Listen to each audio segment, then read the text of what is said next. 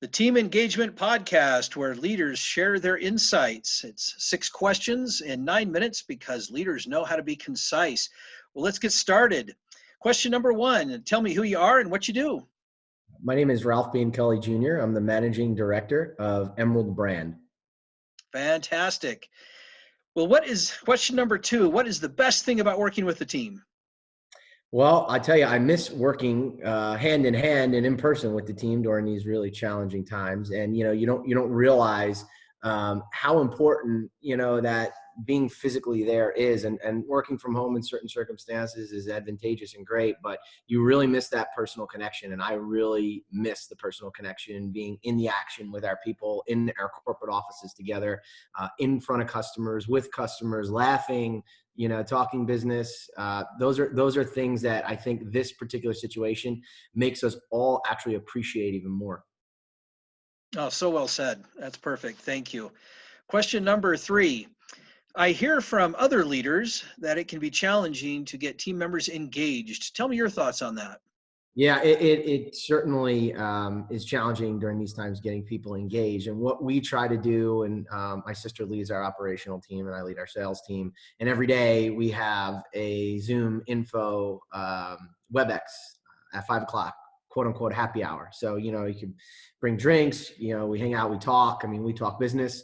And we also, just try to get a couple of laughs in and some humor in during the day. And I think, throughout the days, and especially knowing that a lot of people are alone, and I mean, really isolated alone, it's a good idea to pick up the phone and give them a call, see how they're doing, FaceTime people. You got to stay engaged on an individual level with each of your employees as best that you can. And it's hard because, most people right now, if they are working harder than ever. And it's really key to find that time and be able to give people that personal touch. And same thing goes with your customers.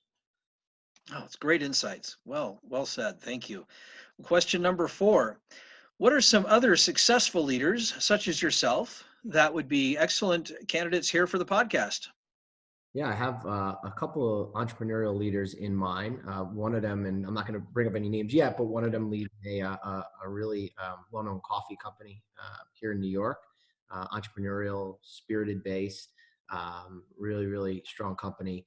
I would certainly recommend him because, I think finding corporations or organizations, especially that are considered small business, and getting insight from them in times of crisis like this are really important, because it's the small businesses that are really having to pivot radically to survive and thrive, God willing. So yeah, that's somebody I would recommend. Oh, great comments, great ideas. Question number five. What are some ideas and tips that you would give to other leaders of teams? I think during this time, it's so important. You don't realize how strong you are and have to be as a leader, or could be as a leader. And my father always says this, and it's so true. And in times like this, in times of crises, there's a beginning and there's an end. And as a business leader and leader in general, it's what you do in the middle to plan to alleviate some of the short-term challenges that you're having, and also plan at the same time simultaneously for the long-term things that are going to come out of this that you can actually capitalize on as a business. So we try to look at it as, hell, we got to work harder than ever right now.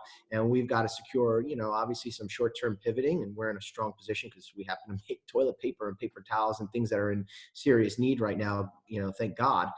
But at the end of the day, we also making adjustments to other parts of our business that of course are having challenges right now, where you have almost every corporation and small business in the country that's closed. So it's giving us at the same time insight and time to plan and be strategic. And like I said from the beginning, it's what you do in the middle, it's what you do now that determines how strong you're going to be when you come out of this. And we will come out of this, and I'm really confident we're going to come out of this a stronger company than we were prior.